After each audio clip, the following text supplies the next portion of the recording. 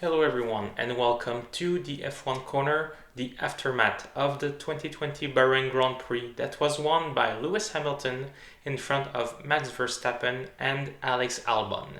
But this race will mostly be remembered for the horrific crash that Romain Grosjean had at the start.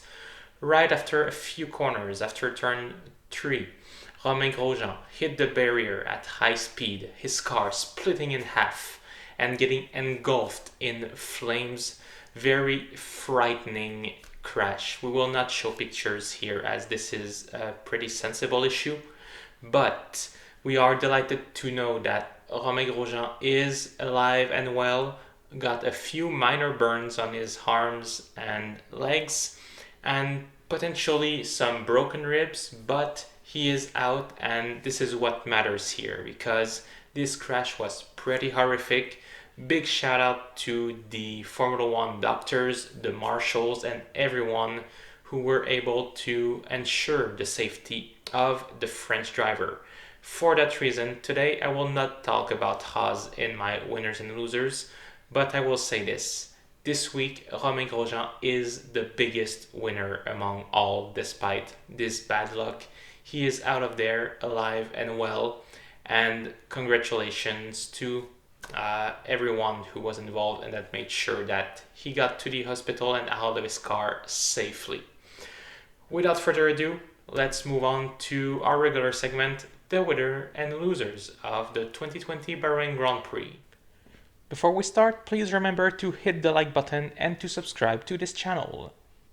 As usual, we start with our winners for this weekend, and we start with Red Bull. Max Verstappen was without a doubt the second fastest car on track today, faster than Valtteri Bottas and teammate Alex Albon. A long pit stop robbed him of any chances of an undercut on Hamilton early during the race, so he must content himself with a second place, which should make him happy since he's closing the gap to second place in the championship. As for Albon, he did not have a bad race at all things considered, finishing on the podium thanks to Sergio Perez's bad luck, but he was still over 30 seconds behind his teammate despite Verstappen making an extra pit stop. Moral victory with a podium, but the pace is still not there for Albon. As a team, they still deserve a 9 out of 10. McLaren. They needed that result this week in order to keep their hope of getting third in the championship alive, and now more than ever they are in great position to do so. With Racing Point double DNF, both drivers did a tremendous job to climb back up the pack, and McLaren now moves 17 points ahead of the pink team in the standing. A tremendous advantage with only 2 races to go this season. Don't miss those races, the battle will be exciting, and McLaren this week surely deserve a 9 out of 10. Renault. Despite not getting the best results among the points finisher, both cars are bringing home the goods and they are closing the gap to Racing Point. With McLaren's result, third place is now starting to seem like more of a dream than reality, but you never know, with 2 races remaining, bad luck can strike any team at any time. Obviously, no one at the F1 corner wishes misfortune to anyone, but it does spice up things sometimes. For Renault this week, it is a 7.5 out of 10. AlphaTauri. Another strong result for the Italian team this week. Both cars made it to Q3, and Gasly coming home 6th, again some good points for the Frenchman. Kvyat sadly finishes at the door of the points, partially because of a 10 seconds penalty awarded for his collision with Lance Stroll. Otherwise, he might have just made it to 10th. Still, this is a satisfying result for the 7th team in the standing. 7 out of 10. And now to our passing grades, starting with Mercedes. Congratulations to Lewis Hamilton for adding another win to his board, but today it is Valtteri Bottas that takes my attention. Bad start saw him fall 4th at the red flag, and he also had trouble keeping cars behind him at the restart. Then, a puncture when the first safety car came out saw him fall at the back of the grid, and it was pretty much race over from there. He comes home 8th, having trouble to climb back, and more importantly, the gap to Max Verstappen in the Drivers' Championship is now closing pretty dramatically. Split results for the team earned them a 6.5 out of 10. Williams.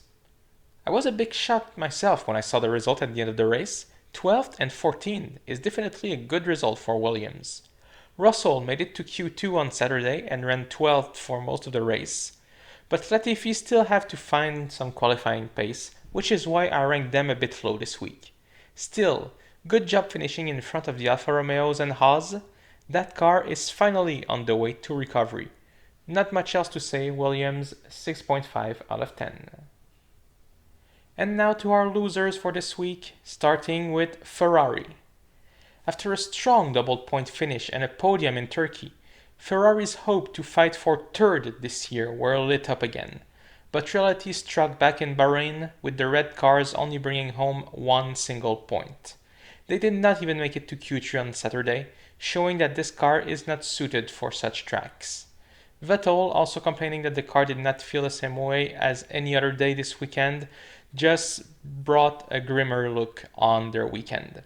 Sad, but this is also a bit expected. Ferrari will, in all likelihood, finish 6th this year in the Constructors, so hit the retry button and do it again next year.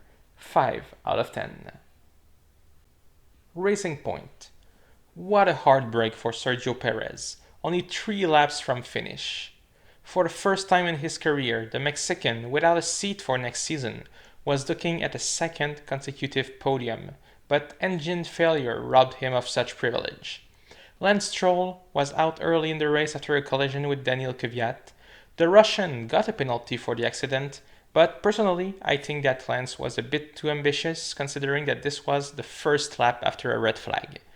That doesn't matter though, as the end result is 0 points in the Constructors, giving away their third place for McLaren, but because Sergio looked so strong, I still put them high among the losers. It's a 5 out of 10 for Racing Point. Alfa Romeo. The weekend was hard for the team, but they expected it. There is really not much to say about Alfa Romeo this weekend. We give them credit for trying a different strategy and doing only one pit stop, but it did not matter or pay in the end. They finished second to last. We know they can sometimes fight, but this is just not the case this week. Let's see if they can bounce back next weekend. 4.5 out of 10.